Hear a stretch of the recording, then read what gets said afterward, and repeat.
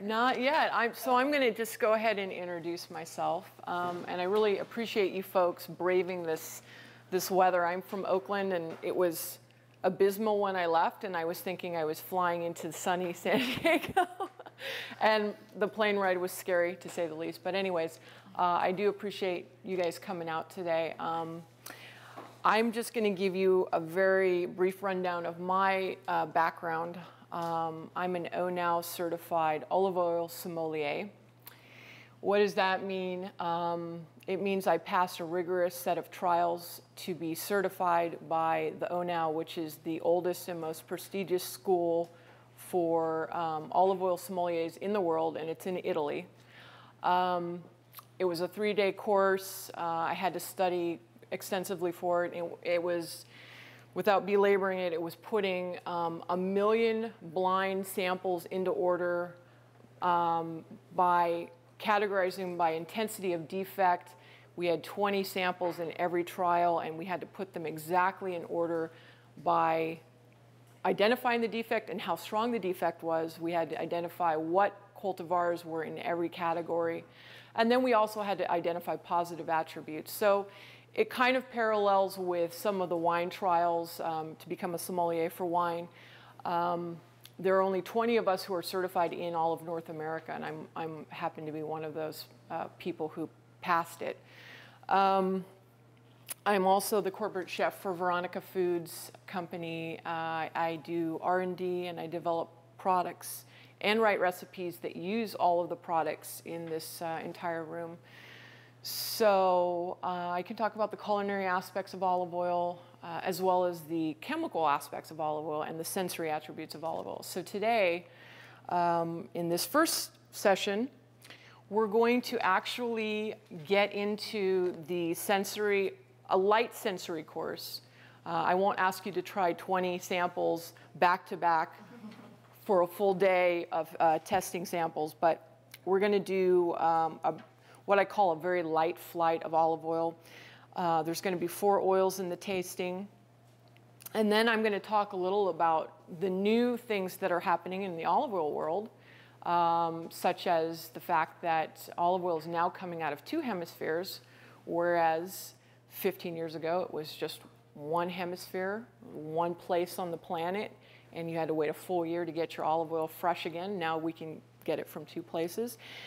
And then I'm going to talk a little about chemistry. I don't want to bore you guys, but I think chemistry is an important component of olive oil, and most consumers have no idea that there's even chemistry to talk about where olive oil is concerned. But there's some really important chemical markers that do matter to most consumers, especially if they're concerned with the health benefit of olive oil. We now know how to measure the healthfulness of certain varieties of olive oil. And then I'm going to talk a little about culinary applications. We're going to do some pairings, and then I'm going to take questions from everybody. So if you have a question that's just burning a hole, try to keep it inside, and we'll get to the questions at the end. I was asked by the videographer to kind of keep all the questions to the very end. But without further ado, we are going to jump into our sensory evaluation of olive oil. Now, before we taste these samples of extra virgin olive oil, I just want to talk briefly. I want to give you just a definition of extra virgin, because there usually is a lot of confusion about, you see all these different grades of olive oil in the supermarket. You know, you might see pure and light and extra light, and then there's extra virgin. And so what separates all of these different grades? Well, extra virgin is the highest quality there is in all of the grades. And there's many grades of olive oil, but it is the pinnacle of quality. It's the most expensive. It should have no defects whatsoever. It should have a fresh flavor of olives. So we like to make the analogy that really well-made extra virgin olive oil is like fruit juice. It's simply squeezed from the fruit of the olive, and nothing is done to it. It's extra virgin because it's not processed on any level whatsoever. And so it's very much like orange juice from an orange. It should be fresh, and it should taste just like that fresh orange that was just squeezed. It must pass a chemical analysis. Every single bottle of extra virgin olive oil labeled as extra virgin in the supermarket theoretically underwent some laboratory analysis and was tested for certain markers to identify it as extra virgin olive oil. And we'll get into why that does not work in most cases. And then it also needs to be vetted by an olive oil panel. And the olive oil panel is a panel of tasters, and it's made up of certified tasters. So I would sit on a panel along with several of my peers who are also certified tasters, and we would certify it to be defect-free or not. And then even within that process, there's a way of grading it so that it would perhaps win a medal in a competition. Because just because something isn't defective doesn't make it the best thing in the world, right?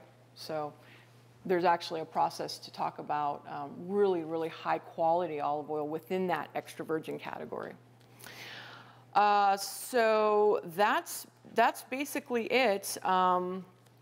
And you know, excluding some exterior factors like how quickly you get the fruit off the tree and when in your season you're harvesting your olives, making extra virgin olive oil is not rocket science.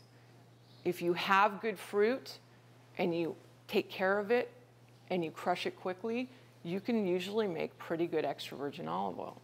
So it's unfortunate that so much of what's in the supermarket is not true to label and not actually extra virgin olive oil. It's defective and it's got issues, quality issues, chemical quality issues. And that is typically a function of the farmer choosing to let their fruit become overripe so that they can positively affect the yield. They get more juice out of the olive if they let it become overripe and sit on the tree. However, they also forego the qualification of extra virgin if they do that. So yeah, they might get 20% more yield, but now it's not extra virgin anymore. So the impetus to do that is pretty powerful if you can get 20% more out of your olive. And so you have this dynamic with producers worldwide who watch their olives go from that really beautiful emerald green color, and then it blushes into it gets a little bit of a black color on the skin or purple, and then it goes straight to purple, and then it begins to actually wrinkle like a peach or anything else would on that tree, and now that olive is saturated with oil. In fact, it's lost moisture and it's full of oil, and it's going to be easier to get that oil out, but that oil will never make grade. It will always fall out of the extra virgin category if it's tested properly and it's tasted and vetted properly. Unfortunately, we have a lot of people who look the other way, and that oil is sitting in every supermarket around the country. It's really makes up the lion's share of what you're going to find in the supermarket.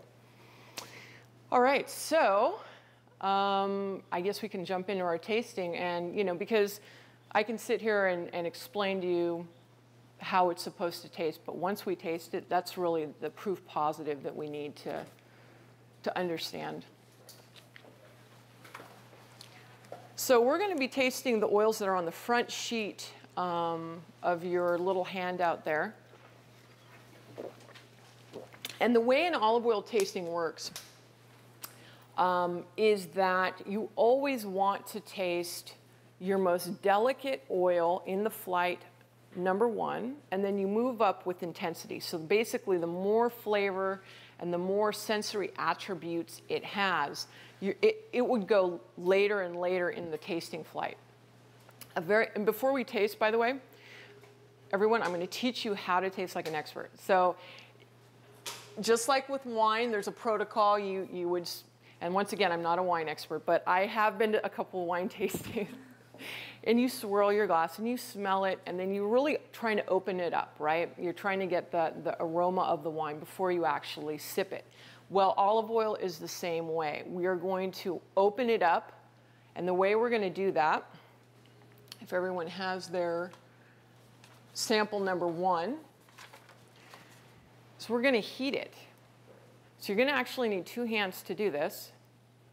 One hand's going to hold that cup pretty tightly.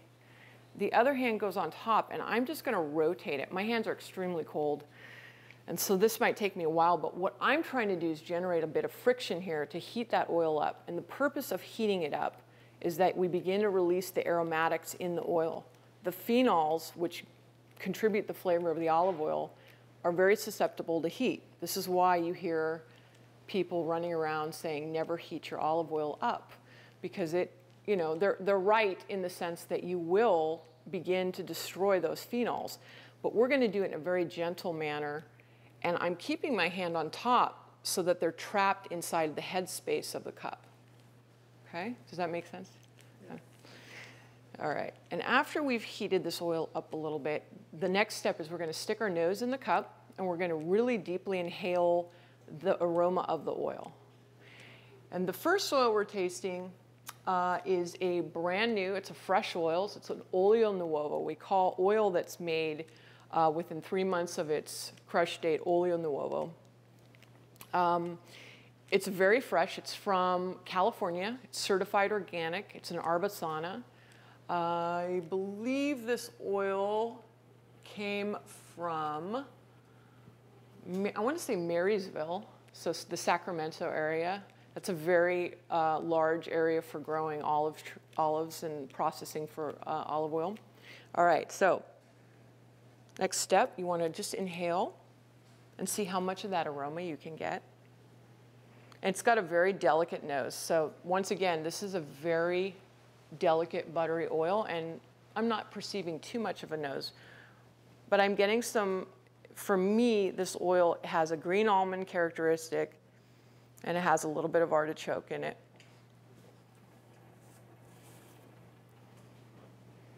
Yep, green almond, artichoke. The next thing we're going to do, after we smelled it, we're going to aerate it. And this is really going to give you more impact. This is going to really put it up into your sinus passage, and it's going to get it going in your mouth. That's what it sounds like. So you're slurping it. You're introducing oxygen, and you're trying to move it by sucking it to the back of your throat, making a slurping noise. So it's buttery on the front, a little bit of green almond, but this is a very delicate oil, and there's a tiny peppery sensation, okay? Olive oil should always have that, and I don't care if it's even just a modicum, even if you're barely getting a peppery sensation, you should always look for that in whatever olive oil you're tasting, because this is number one an indication of freshness, and it is telling you that the phenols, the antioxidants in this oil are present. They're not gone, they're not depleted. Or maybe they weren't there in the first place, but it's important because olive oil, the holy grail of olive oil, where health is concerned, are those phenols. So if you're not detecting them on your palate, you can pretty much surmise your olive oil's dead. It doesn't have those antioxidants in it. So if you look at the numbers below the first oil that we tasted, you'll see that polyphenols is the very first quotient that's listed. This number, 10 years ago, if you had even mentioned the word polyphenols, people, even in the olive oil industry, who make olive oil, would have looked at you like you were crazy. What are you talking about?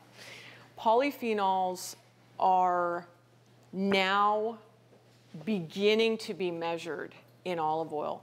And why is this important? Because every olive oil has a different quotient of antioxidants. So you can't assume that when you're drinking olive oil or cooking with olive oil, it's all created equal. It absolutely is not created equal. To date, having measured phenols for almost 10 years now, the highest quotient we've ever seen in parts per million, because this is a measurement in parts per million, is 800 parts per million. This oil is very modest in its phenol content. And those phenols map to the flavor characteristics. So the lower the phenol quotient, typically the more delicate the oil will be. Does that make any sense? Yeah? And phenols are, I don't want to overplay them, but they are incredibly important where olive oil is concerned. Because not only do they positively affect our health in a myriad of ways, we have health studies published, researched, health studies, peer-reviewed health studies connected to the phenols that are attached in your packet. They drive flavor, and they drive stability in the oil. So they're protecting the oil from heat, light, time, oxygen, all of the things that attack the olive oil and eventually turn it into some other grade, not extra virgin. This number here is really important because the way it protects the olive oil, it also protects your body. So it's basically going to protect your cells from degradation. It's going to scavenge free radicals. It's an anti-inflammatory. So on and on and on. These are very important aspects of consuming olive oil. The oleic acid, we're talking about omega-9 here. So omega-9 is, and the FDA has now come out and said that they are actually recommending 2 tablespoons a day for consumption of olive oil. And they haven't said that about any other oil. They have not said that about any other oil. So that's a very strong statement. And they've made that statement based on the fatty acid profile, not even the phenols. Looking at phenols as it pertains to health is such a new science where olive oil is concerned that, you know, they have a lot of catching up to do where that's concerned. But just on the fatty acid profile alone, they're really urging people to, this is the best fat and the only fat you should be using in your diet. And then the bottom 3 quotients, I'm not going to get into too much detail, but the DAGs, you can look at the DAG score as a general quality index. So you know how wine has its 100-point score? This is a 100-point score for olive oil. So 91.8 is respectable. 100 being the best it could ever be the day it's made. This DAG score moves downward over time because inevitably the olive oil is the best it will ever be the day it's made, and then a year later it will be a shadow of itself. It would be like squeezing any fruit juice and letting it sit there for a long time, and you'll come back to it and it will be lifeless. It will be lackluster, right? FFA, this is an incredibly important quotient as well. 0.3 is what this was measured at. The parameter, the absolute ceiling for FFA is 0.8 in olive oil. So if you're a 0.9, you're not extra virgin olive oil anymore. So for extra virgin olive oil, it's 0.8. That's the cutoff. If you ever taste a 0.8 FFA olive oil, you will taste that quality in the olive oil because the FFA measures the quality of the fruit. It's basically a measurement of the quality of the fruit that went into the process. So as I mentioned, those shriveled, dark black olives that farmers want to leave on the tree to try to capture as much yield, those are going to be closer to a 0.8 if they were measured, or even higher if they were crushed and then measured for their free fatty acid content. This number also dictates how hot you can get the oil. So the lower the FFA, the higher the smoke point. And you've probably heard people say, don't cook with olive oil, it burns, or it's bad for you, or bad things happen if you do this.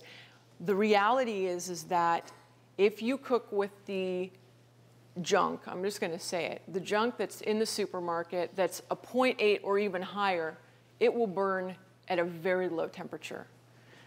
The lower the FFA, the hotter you can get it. So if it's a really well-made olive oil with a low FFA, it's going to get up to 400 or 420. You can deep fry with it and it won't smoke. So the point of this, without making your eyes glaze over, getting too technical, is that assuming that all extra virgin olive oil is A, extra virgin in the first place, and B, created equal, is something the consumer really needs to reevaluate. We need to throw that out the window and understand that they all have unique chemistries. And depending on what we're looking for in our olive oil, whether it's health or good flavor, you know, knowing this chemistry is what's going to help us make that educated decision. All right? So now we can actually, my long-winded chemistry there, we can go to sample 2. And we are climbing up that intensity spectrum. So you can really be assured that this is going to be quite stronger than the first sample. And if you look at the phenols, I think those phenols are, I think we were looking at 255. That looks like a typo to me, but that's all right. So we should be looking at a 255 for these phenols, not a 155. Yeah. And that's, I might have sent it over to you guys like that. So this is definitely going to be a bit stronger. It's going to have a lot more pepper on it. If you look at the DAG score, it's a 92.5. We've got a nice oleic acid score there. Very low FFA. That means we could deep fry with this. We could put it into a fryer and make arancini right now. We could make calamari right now, and it would not bat an eye. It would be perfectly fine.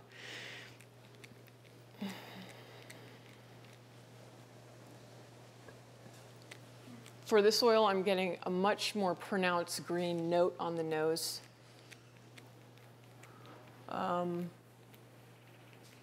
Definitely getting some grassiness.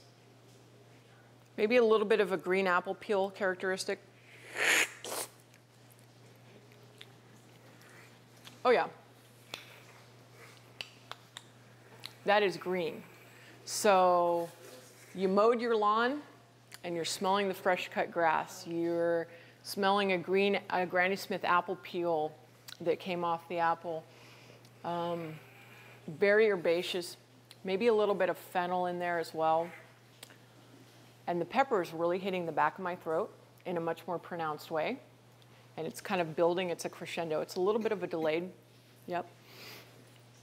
And that's great. When we in the olive oil business or industry see people coughing, it's a good thing. I mean, we really like that because it speaks to, you know, that's a, and as I'm talking, my tongue is now, the back of my tongue is tingling.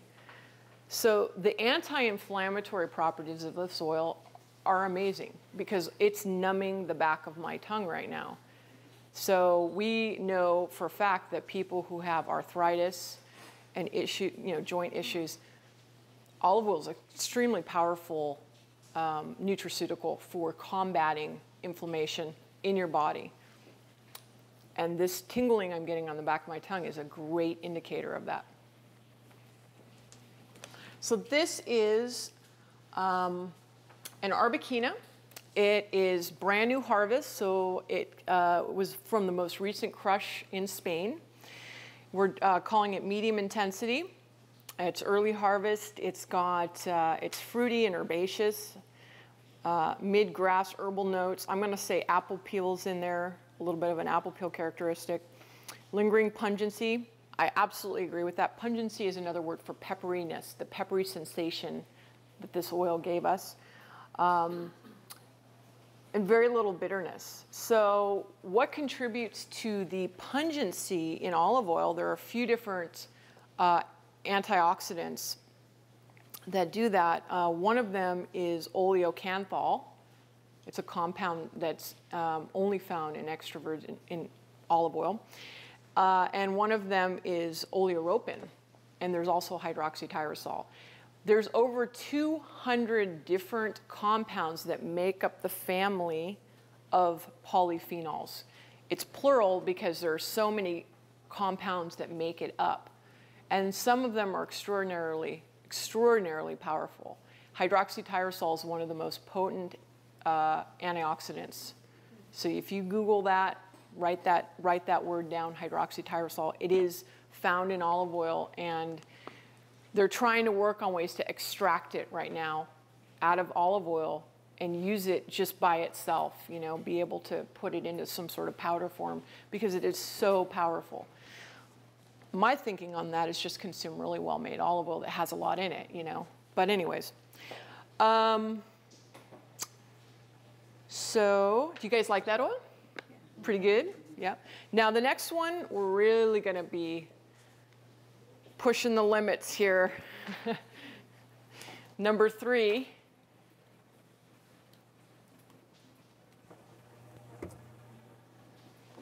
This is a very intense oil. It's only 380 parts per million. We don't categorize an oil as high intensity until it breaks that 300 range, breaks into the 300 range on phenols, keeping in mind that we've measured oil all the way up to 8. So you can imagine a 600 or a 700 part per million olive oil. It's rocket fuel. It really is. But the thing to remember where olive oil aesthetics are concerned, they're not ever judged against each other when you're talking about the mild category or the medium category or the intense category. In all the competitions around the world, and there are a lot, they're all judged in their own proper category. So when you submit an oil to be considered in a competition, you will make that determination as the mill. You'll say, this is a mild, so I'm